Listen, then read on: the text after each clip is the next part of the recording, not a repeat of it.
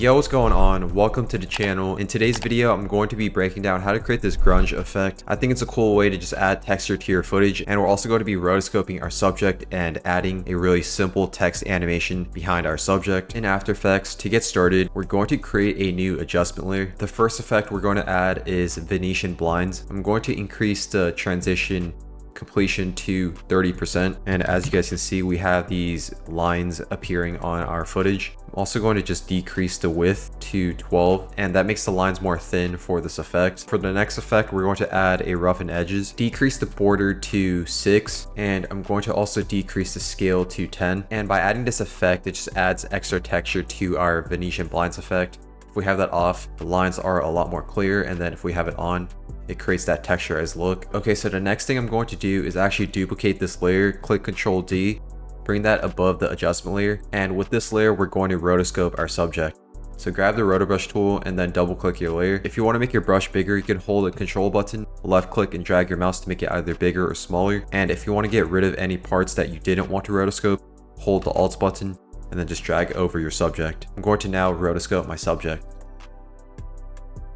After rotoscoping your subject, hit the freeze button in order to lock in your rotoscope, and then go back into the composition. So now we have our rotoscope subject at the top. I'm going to adjust the feather as well as the shift edge. So I'll increase that to 9, and then I'm going to decrease the shift edge to -60. And what this does is create smoother edges for our subject. The next thing we're going to do is create another adjustment layer, and this is the adjustment layer that we're going to use in order to create that grunge effect. So we're going to add a threshold. By adding this effect, it just completely changes the look of our footage. So I'm going to adjust the levels. I'm going to decrease that to around, I would say I think 60 is probably a good amount. I'll decrease that to 60, but you definitely want to adjust the level according to your footage. Next effect we're going to add is a noise. For the noise effect, I'm going to increase the noise to 30%. Grab the effect and bring it above the threshold, and that just creates a different look. So if we have that underneath, you can't really see the noise, and then if we have it above the threshold, it looks a lot better. And you can always adjust the amount of noise depending on how much texture you want to add to your footage. I feel like 30% is good enough. This is what we have for our footage so far.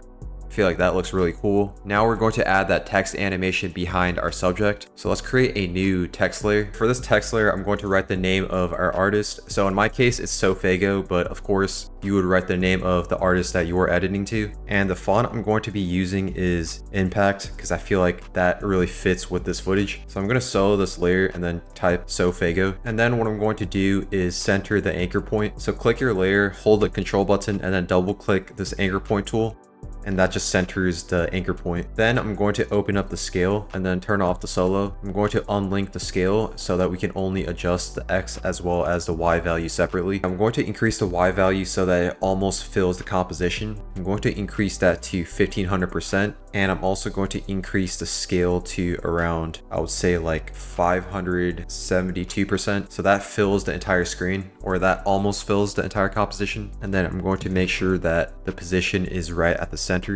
Go to the align tab and then click this as well as the align vertically. I'm going to bring that underneath the rotoscoped footage, and then we're going to add a roughen edges to this text layer. Increase the border to around 15, and I'm also going to increase the edge sharpness to 5 and then decrease the scale to 10. The final thing we're going to do is create that animation so that we can actually animate this text. For this text animation, go to the effects and presets tab, type in opacity. By doing that, the animation presets tab pops up, and if you go to under the text folder, we have this opacity flicker in. Just drag that to your text layer. When you add that preset, you want to make sure that you're at the beginning of your layer. Click U to reveal the keyframes. What that does is add all of these keyframes for our text layer. Sometimes when adding these presets, the keyframes extend beyond the timeline. So what I'm going to do is go to the composition settings, and I'm just going to increase this to 3 seconds just to see how far the keyframes go.